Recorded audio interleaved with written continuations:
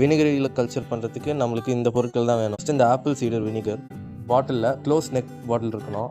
அப்போ தான் உங்களுக்கு வந்து வினிகர் இலை எடுக்கிறது ஈஸியாக இருக்கும்.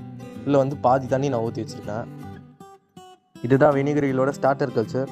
ஒரு ரப்பர் பேண்ட் வேணும், அதுக்கப்புறம் இந்த மாதிரி தின்னான துணியும் வேணும். இது கூட சேர்த்து நம்மளுக்கு ஆப்பிளும் வேணும். அதை நம்ம தோல் சீவி கட் பண்ணி சின்ன சின்ன பீஸஸாக எடுத்து போடணும்.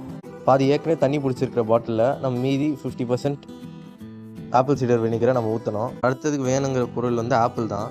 இந்த மாதிரி சின்ன சின்னதாக கட் பண்ணி எடுத்துக்கோங்க. ஆப்பிள்ஸை தோலெல்லாம் நல்லா சீவிட்டு எடுத்துக்கோங்க. இதை நம்ம வந்து பாட்டிலுக்குள்ளே போட போகிறோம். இப்போ அடுத்தது நம்மளுக்கு வேணுங்கிற பொருள் வந்து ஸ்டார்டர் கல்ச்சர் தான். பக்கத்தில் இருக்கே அதுதான் ஸ்டார்டர் கல்ச்சர்.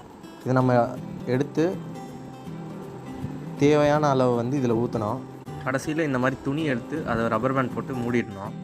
அப்போ தான் வந்து எந்த கொசு அந்த மாதிரி எந்த பூச்சியும் இதில் வந்து முட்டை வைக்காது. ஸோ அவுட்புட் இந்த மாதிரி தான் இருக்கணும். இதோட ஃபுல் வீடியோ பார்க்கணுன்னா கமெண்ட்டில் லிங்க் கொடுத்துருப்பேன்.